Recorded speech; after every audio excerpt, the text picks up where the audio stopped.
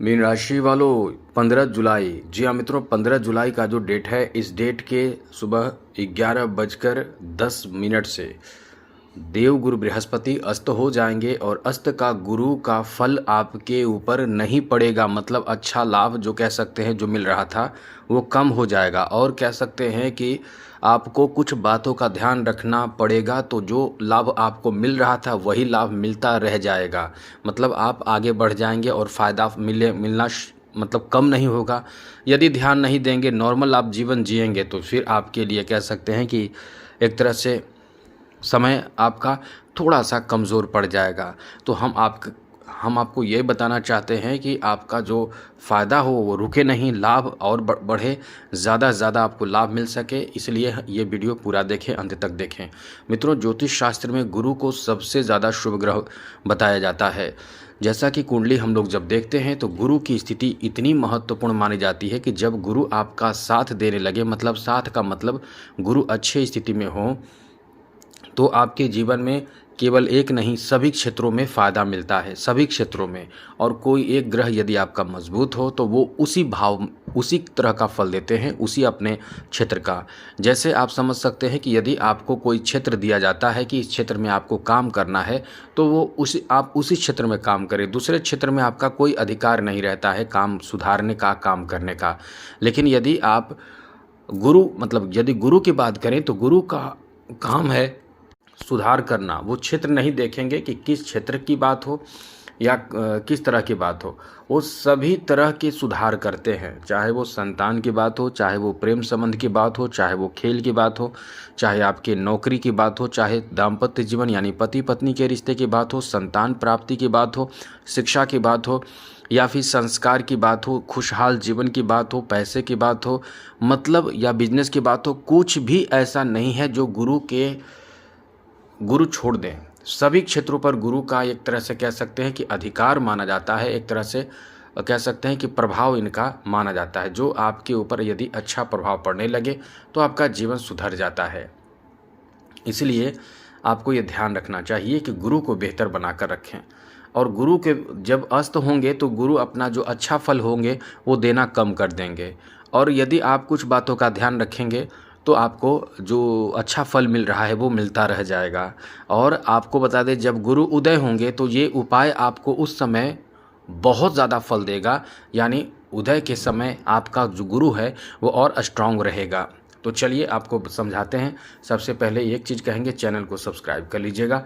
यदि आप चाहते हैं कि डेली आपको राशिफल, नई जानकारी, महत्वपूर्ण और ज़रूरी जानकारी चाहिए तो वीडियो के नीचे सब्सक्राइब लिखा बटन दबा दें, घंटी वाला और बटन दबा दें और लाइक भी ज़रूर कर दीजिएगा।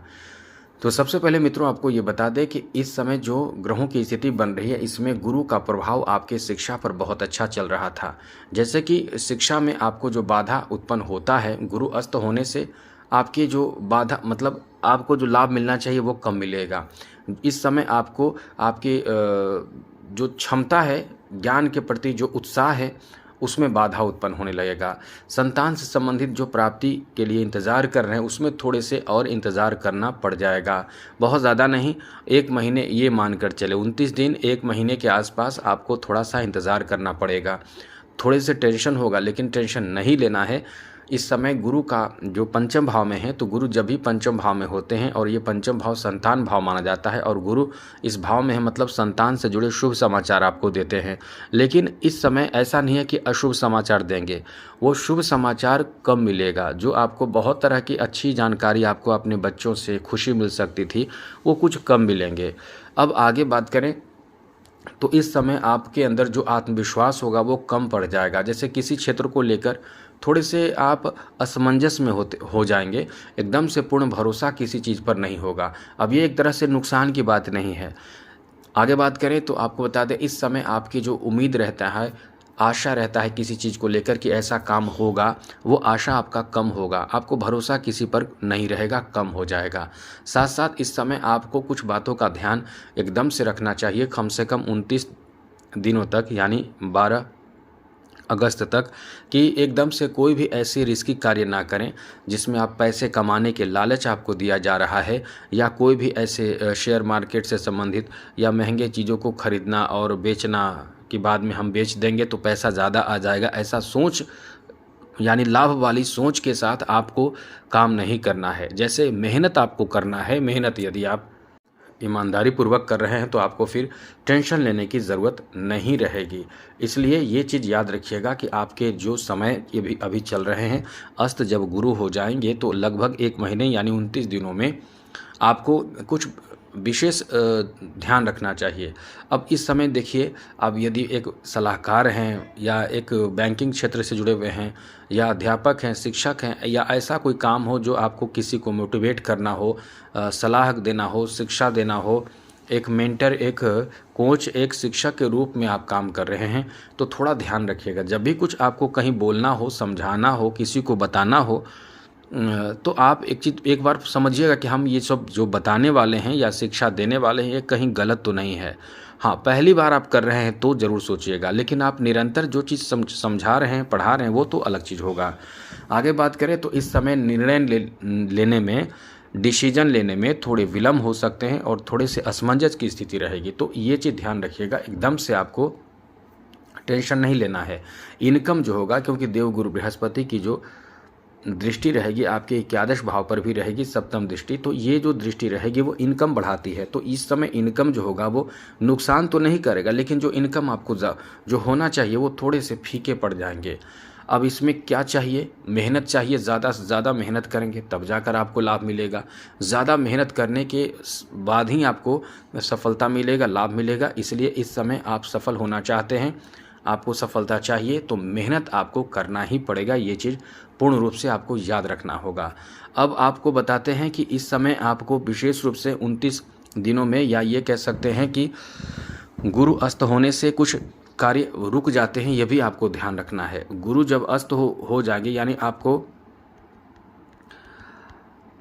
क्या क्या नहीं करना है ये आपको याद रखना चाहिए। तो सबसे पहले तो शादी विवाह एकदम से नहीं होगा, घर में कोई मांगलिक कार्य नहीं होगा, नए नए वस्त्र खरीदने से आपको बचना चाहिए। यदि ज़रूरत हो तो खरीदिए, लेकिन अपने घर के देवी देवता हैं उनको अर्पित करके, समर्पित करके, ये कह के कि आपके आशीर्वाद से हम पहन रहे हैं, आपकी कृपा से पहन रहे हैं, ऐसा बोलकर, ऐसा प्रार्थना करके, जाकर खरीद कर लाकर उनको अर्पित करके आप पहन सकते हैं। लेकिन ज़्यादा कोशिश करें कि टालने की कोशिश करें। और क्या टाल सकते हैं? सगाई, विवाह, गृह प्रवेश, जनेऊ संस्कार, या कोई भी देवी देवता को अपने घर में लाना, पहली बार जब लाते हैं ऐसा भी काम आपको नहीं करना है। तो इस तरह का कोई भी मांगलिक कार्य है वो एकदम से आपको रोक देना चाहिए। और साथ ही आपको करना क्या चाहिए? आपको कुछ विशेष काम करना चाहिए। जैसे जो आप इस समय प्रयास कर रहे हैं उसमें ज़्यादा प्रयास करना चाहिए, काम आपको ज़्यादा करना चाहिए। नौकरी कर रहे हैं तो मेहनत वहाँ खूब करें, व्यापार कर रहे हैं तो व्यापार में खूब मेहनत करें, यात्रा कर रहे हैं तो एकदम से सोच समझ कर यात्रा करें, कहीं कोई कोई सामग्री ना छूट जाए। पूजा पाठ, दान वगैरह करना, शुभ काम करना, मतलब ये सब शुभ काम नहीं हुआ। पूजा पाठ करने का मतलब विशेष पूजा एक शुभ काम होता है, लेकिन यदि आप पूजा कर रहे हैं, मंत्र जप कर रहे हैं, दान कर रहे हैं, कोई व्रत वगैरह रख रहे हैं, तो आप ये सब कर सकते हैं। इसमें कोई रुकावट नहीं है। ऐसा ना सोचे कि ये ना करेंगे, वो ना करेंगे। अब डॉक्टर के पास जाना है तो डॉक्टर के पास नहीं जाएंगे, स्वास्थ्य खराब है तो डॉक्टर के पास नहीं जाएंगे, ऐसा नहीं है। मुख्य रूप से जो हमने बताया वो सब ध्यान रखना है। बाकी आपका समय भी ठीक है। यह है कि थोड़े मेहनत ज़्यादा करना पड़ेगा। और उपाय के रूप में एक चीज़ याद रखिएगा, उपाय के रूप में सरल सा उपाय है। आपको चाहिए कि एक हल्दी के डिब्बे में हल्दी का डब्बा रखें, स्नान के जहाँ पर स्नान करते हैं, एक चुटकी पानी में हल्दी डालकर स्नान करें। इससे आपका गुरु ठीक ठाक रहेगा। और गुरुवार के दिन पीला वस्त्र पहने। प्रतिदिन पीला वस्त्र धारण करना पॉसिबल तो नहीं होगा, लेकिन जितना पॉसिबल होगा ज़रूर करें। इससे गुरु आपका स्ट्रांग होगा, गुरु से आपको फ़ायदा मिलेगा, नुकसान नहीं होगा। जो हमने नुकसान बताया वो नहीं होगा।